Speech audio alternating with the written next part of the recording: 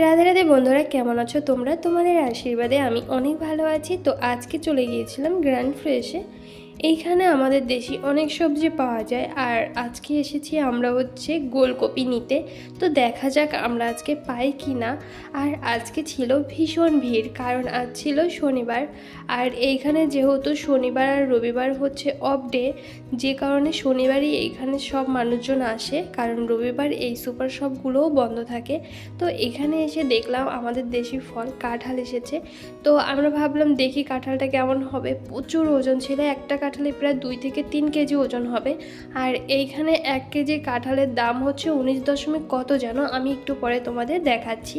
তো আমরা প্রথমে চলে যাচ্ছি সবজির দিকে, যে কী সবজি আছে। আর আজকে ছিল প্রচুর মানুষ, আমি এত মানুষ একবারও দেখিনি, কারণ আমি এখন পর্যন্ত এই শনিবার আসিনি এখানে, যে কারণে এত মানুষ দেখাও হয়নি।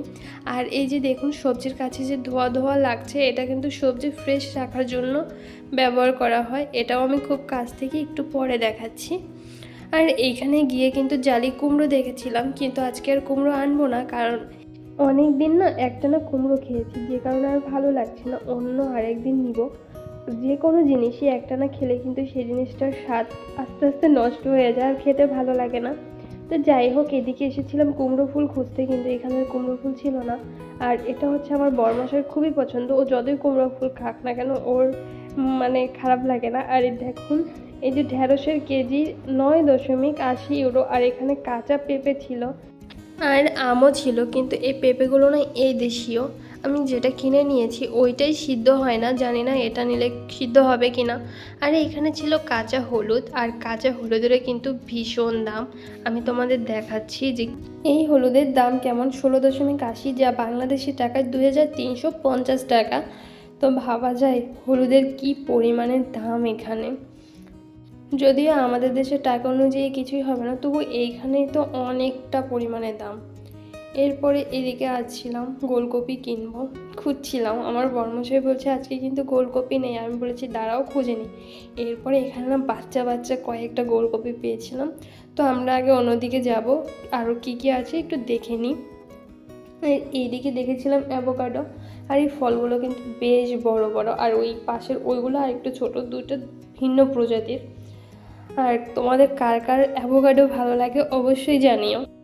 আমি কিন্তু একদমই অ্যাভোকাডো খেতে পারি না। আর এটা শালগম শাক। তো আমি আনিনি, কারণ ইন্ডিয়ান দোকান থেকে শাক নিয়েছি, ওই শাকগুলো এখনও আমার কাছে আছে।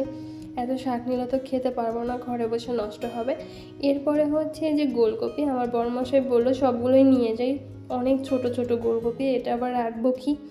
তারপরে আমরা এই সবগুলোই নিয়ে এসেছি। আর তার পাশেই ছিল যে শালগম, আর তার শাকগুলো অনেক সতেজ ছিল, আমার খুবই আনতে ইচ্ছে করছিল, কিন্তু কি আর করার আছে, ঘরে আমার অনেক শাক আছে। আর এইখানে কিন্তু মটরশুঁটি ছিল, আমার কর্তামশাই যে মটরশুঁটি বেছে নিচ্ছিল। আর এইদিকে ছিল বিভিন্ন ধরনের ফল। আর এই আঙুরগুলো কিন্তু দেখতে খুবই লোভনীয় ছিল, কিন্তু আমার আঙুর ফল ভালো লাগে না। আর এই যে কি ফল আমি জানি না, দেখতে অনেকটাই সবেদার মতো, কিন্তু সবেদার না। তো আজকের ভিডিওটা আমি আর বাড়াবো না, ভিডিওটি এখানেই শেষ করে দিচ্ছি। দেখা হচ্ছে অন্য ভিডিওতে। টাটা বন্ধুরা, ভালো থেকো তোমরা।